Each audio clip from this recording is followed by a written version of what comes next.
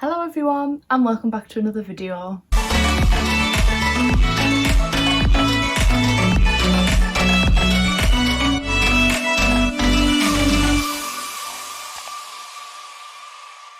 So today's video I'm going to be giving you tips on starting a YouTube channel. Obviously you'd have seen that by the title, but I just wanted to give it because I've had my YouTube channel for nearly a year and I've had it a year in April. Since being on YouTube for nearly a year, I thought why not share my experience of my first year of YouTube.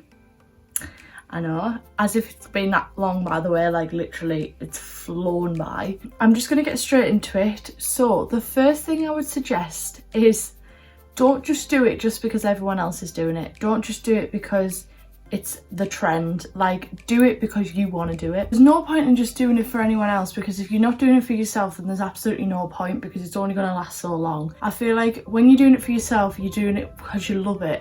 I feel like your content is so much more genuine, and I think that's where you get your subscribers from. Like, if people think that you're just doing it just because, it's just never going to work. I know before I set up my YouTube channel, the first thing I always thought about when thinking about doing YouTube was what people would think, and you'll be surprised at how many people actually support you, if that makes sense. So don't get me wrong, all I thought was what will people think, this, that, the other. Don't care what people think. It's what you want to do, just do it, because who's bothered? Like, what is it affecting anyone else's life if you make a YouTube channel? Do you know what I mean?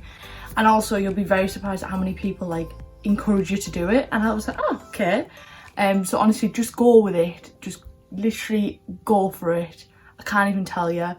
You will not regret it. In terms of what to film, so I picked a makeup tutorial, I think, for my first one, and a Q&A.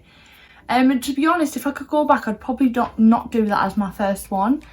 Just because I feel like I don't really wear makeup, so that wasn't really me. I feel like I was really nervous and I just wanted to get a video out there and just be able to put myself on the YouTube, and I just felt like at the time that was the easiest way for me to do that. Obviously, as my channel's grown, I've got more ideas, there's been more trends, I've obviously got a better phone, better lighting, but I'm going to get onto all that next. I'm going to get onto like the editing and the lighting and the filming equipment and all that good stuff in good time, but for now we're just talking in general. So the next thing is definitely plan videos, like have ideas of what videos you want to film for maybe like that month or that week. Have an idea of how many videos you're going to upload a week. So I think I did a Wednesday and a Sunday. I've always done a Wednesday and a Sunday. Obviously there's been some weeks where I've had hiccups and I've not filmed and I've not edited, like the videos haven't went up on time, but it happens. Like, you just have to get used to it, like get into a routine. And there was actually a big gap where I wasn't really filming. I had to pre-film a lot as well because I went back to work. That's another thing that I suggest you do, is don't expect to be able to film on the day, have it edited and upload it on all the same day. I would really highly suggest that you pre-film your videos, even if it's like the day before or 2 days before or a week before.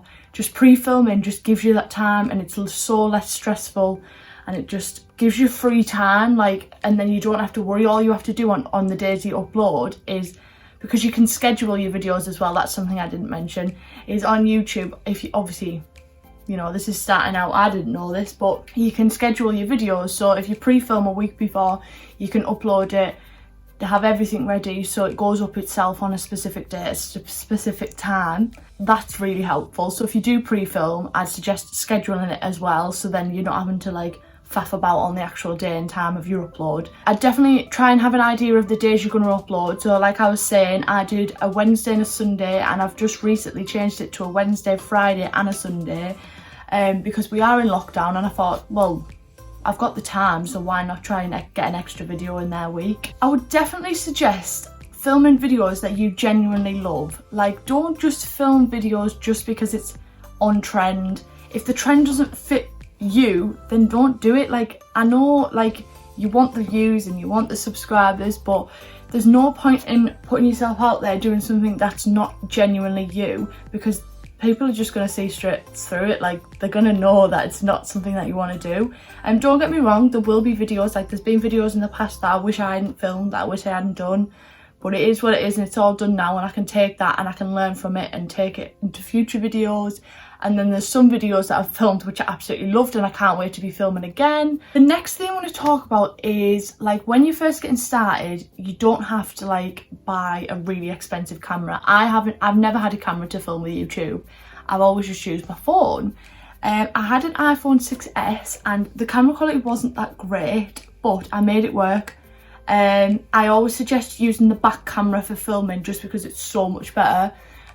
Obviously it's so much easier when you have a ring light and stuff. Like, even now I'm filming, I haven't got the ring light on, it's not plugged into anything, but I'm just using it just to have me at eye level so I can speak to you. It's just so much easier, but you do make it work. Like, I used to stack stuff up so I could have my phone on it, and don't get me wrong, it would fall down plenty of times, but it happened, and I've moved on from it now, and I've learnt from it, and I've been able to get like ring lights and stuff and tripods, and that'll come. Like, that doesn't come straight away. Like, don't get me wrong, if you can afford to pay for a ring light, a light box, you know, all of the big shebang, then fair enough, feel free, do you. But I'm here to give advice to people like me who, when they're starting out, they only have their phone and they don't have a ring light and stuff like that, do you know what I mean? Just because I feel like that's more likely the case for most people. Ring lights. I didn't end up getting a ring light until July. Got it for my birthday.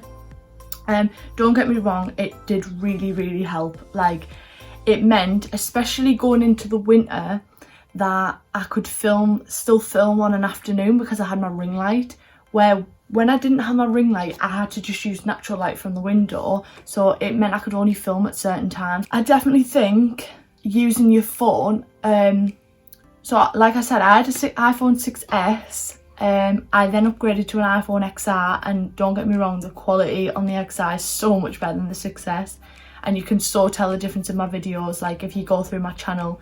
But I just feel like that's part of the process, like having the really bad quality phone and not having a ring light. I feel like that what makes you motivated to keep doing it, because you keep building and getting better, and then your equipment gets better and the quality gets better, and you just think, if people will watch you when the quality is that bad, then what can happen when the quality gets better and better every time, do you know what I mean? So it is what it is, and not everyone will start out with like a ring light and this and that, and you've just got to go with it and trust the process that it will work out in the end. Also, another important thing to do when starting YouTube is let everyone know that you're starting a YouTube channel. As scary as it is, as scary as it's to share your channel, just do it. Like, share it on Facebook, Twitter, Instagram, Snapchat. Tell all your friends to tell their friends and their family. It's the only way you're gonna, like, you know, put yourself out there, is to just tell people, and the rest will come. I don't really want to use the word gaining subscribers, because for me, when I started YouTube, it wasn't about gaining subscribers. I was doing YouTube because I'd wanted to do it for a long time, and I enjoy the filming process. And for me, someone who talks a lot, like, I'm always wanting to talk to someone, during that first lockdown when I was stuck at home and I couldn't see my friends, I couldn't see anyone, it was a really, really good way for me to just be able to talk to someone and not absolutely torture the life out of my mum. Pretty much. I love gaining subscribers. Like, I've recently just hit 100 subscribers, which was my goal for January. It did go into February, but honestly, I'm not bothered. Like, I love gaining subscribers. Like, I love having more people to, like, a bigger audience, like more people to speak to. But honestly, that's not my goal. I just love making videos. I say I love editing. Editing's not sometimes that fun. I just think, ugh. But sometimes it's just got to be done. And then once the video's out there, I'm like, okay, yeah, fair enough. That's another thing as well. Your skills aren't going to be perfect. Like, I'm still learning. I'm still developing on what my skills are. Like, my editing skills, my filming skills. Like, it's just all a learning process, I think. And I think this first year, I've never learned so much about myself, obviously filming myself and watching it back and stuff, but also like editing and stuff.